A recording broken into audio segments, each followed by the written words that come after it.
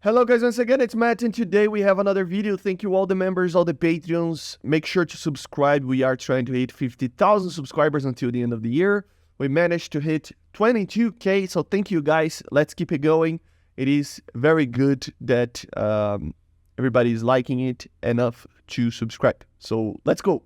Very quick video, but yeah, increasing the number of players in top ranked VR ground battles. Okay, so interesting change actually. So yeah, let's just read a little bit based on the feedback from the YouTube community and from content creators, as well as after analyzing the competency of players in sessions of specific ranks, we decided to make changes to how the matchmaking works and will implement them in the near future without additional announcements. Additional settings will be added to ground RB in sessions of BR 9.3 and above, that will make battles of top-ranked vehicles more intense, but will slightly increase the average waiting time of finding a battle. When a player selects a session and joins the queue, the matchmaking system takes many factors into account. Now the number of players in battles on large maps will, on average, become larger than before. Although waiting times might somewhat increase, we are also looking into an option of change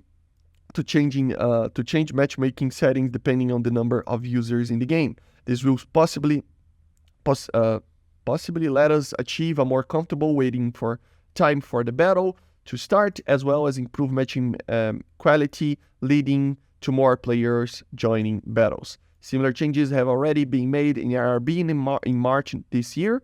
We hope you will appreciate this improvement in ground RB as well.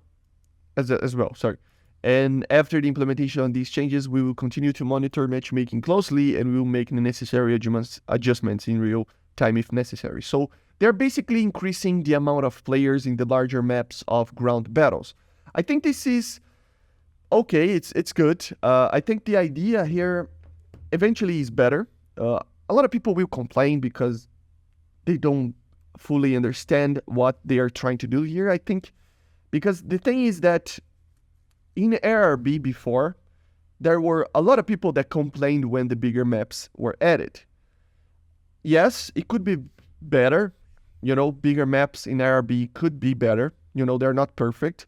But just the improvements of having just a further away airfield, just this tiny improvement already made a lot of difference, and it made it so that it was a lot more fun to actually play top tier with jets in RRB, right? This is the first factor. Just because you have more time and you have basically, more ways to actually deal with targets from BVR standpoints and being able to try to flank targets and stuff. Of course, as I said, it's not perfect yet.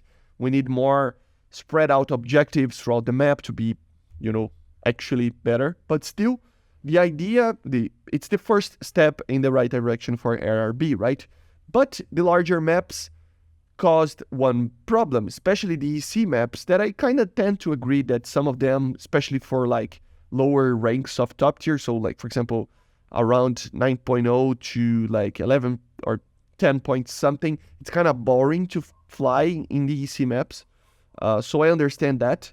But all these maps, they are bigger, including the ECs. If they get more populated, the thing helps the game actually stay dynamic enough so that the actual bigger maps are having the same feeling of a smaller map, but having the improvements of the bigger map that I told you guys. So it kind of makes it so that not only you have the bigger map, which has all the improvements that I said, but also it doesn't have the unique drawback of a bigger map that it is just harder to find targets and etc. Right? So you would be like taking a lot of time to actually find somebody. You can see that in the EC maps, and yeah, this is the same thing for ground RB that they are doing. So they're basically adding more players for the bigger maps, so that actual bigger maps are more, they have all the drawbacks kind of hidden a little bit. So instead of just waiting a lot of time and trying to find a specific target that was hidden or anything like that, with the more players in that bigger map, you kind of have that problem solved. And you also have the improvements that a bigger map have. So a more realistic environment for tanks that can hit very long range shots, etc., right? And flanking maneuvers, everything like that can be used in a bigger map. So I think overall is a very, very good improvement, even if it has a average waiting time increase. I think it is, of course, this increase is due to the larger amount of players that it needs to actually get the go-ahead for a match, right? So even with the increased queue times, I think it's worth it because we will see a more realistic environment. But the one thing that we need to worry about is that we need more bigger maps. We have a very small number, in my opinion, of larger maps in ground RB, the same way that we had in RB, and they added more of these larger maps. So the same principle goes for this point. They need to stop adding city maps for main battle tanks from 1980 to fight on, and actually get very large and just not open. It doesn't need to be open, an open map, but overall just bigger to have these more of these improvements over the smaller, right? So I hope you understood what I said, and I think it's a good improvement. So yeah, cool. It is cool. I might be getting back to tanks fairly soon.